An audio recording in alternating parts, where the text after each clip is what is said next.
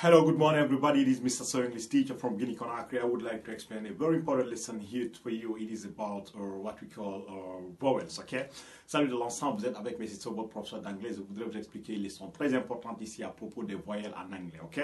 Alors, n'oubliez pas de nous retrouver au niveau de la cité Anko 5 de Conakry ainsi qu'à Koya où vous pouvez apprendre l'anglais et l'allemand de façon rapide, ok? Où nous avons des centres de langue. Alors, nous avons ici les 5 vowels, les 5 voyelles. Après les lettres alphabétiques, disons les 26 lettres alphabétiques, nous avons 5 lettres qui sont considérées comme des voyelles.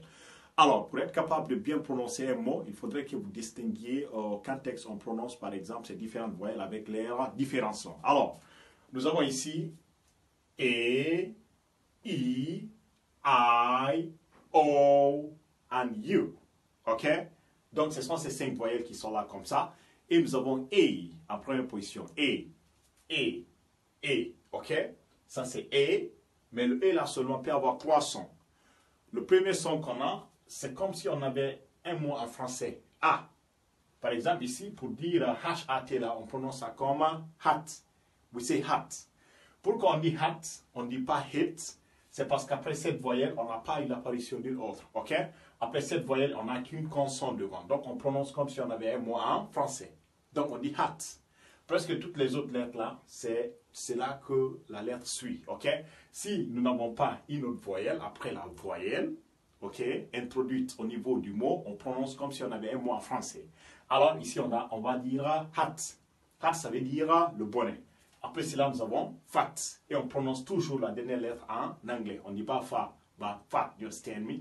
Fat, ça veut dire gros ou bien grosse. Après cela, nous avons car, qui veut dire la voiture. Après, nous avons plan, qui veut dire le plan.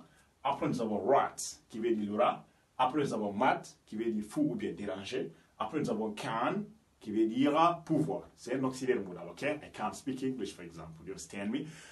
Ok, nous avons la deuxième partie. Par exemple, au niveau du hat là, si nous mettons une autre voyelle après cette première voyelle, ça va devenir hit. Ça va prendre le son E. Ok, ça va prendre ce son en anglais. Pourquoi? Parce qu'après cette voyelle, on a eu l'apparition d'une autre. Donc, dès l'instant qu'on a l'apparition d'une autre voyelle après la première, la voyelle prend automatiquement son son en anglais. Ok? Alors, ici, on va dire hate. Hate, ça veut dire détester ou bien haïr. Après, nous avons fit, qui veut dire le destin. Après, nous avons care, qui veut dire prendre soin. Care, ça veut dire le soin. Hein? Soin, care. Plane, ça veut dire l'avion. Après, nous avons rate, qui veut dire le taux de natalité, par exemple, taux de mortalité. Après, nous avons made, qui veut dire fabriquer. Après, nous avons cane, qui veut dire un conteneur. You understand me? OK? Un contenant, OK? Conteneur and so on, right?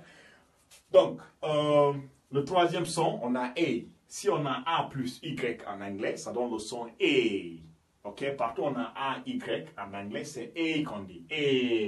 A. Alors ici, on va dire day, qui veut dire le jour. C'est pour ça qu'on dit Monday, Tuesday, Wednesday, and so on, right? You understand me? Après, nous avons play, qui veut dire jouer. Pay, qui veut dire payer. Say, qui veut dire.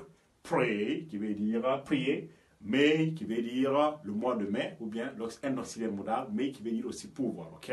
Mais une possibilité qui est un peu réduite à 80%. Ok? Alors, si on n'a pas l'apparition d'une autre voyelle après la consonne, on prononce comme en français. On dit hat, ha. Si on a l'apparition d'une autre voyelle, on prend le son de la voyelle en anglais qui est A.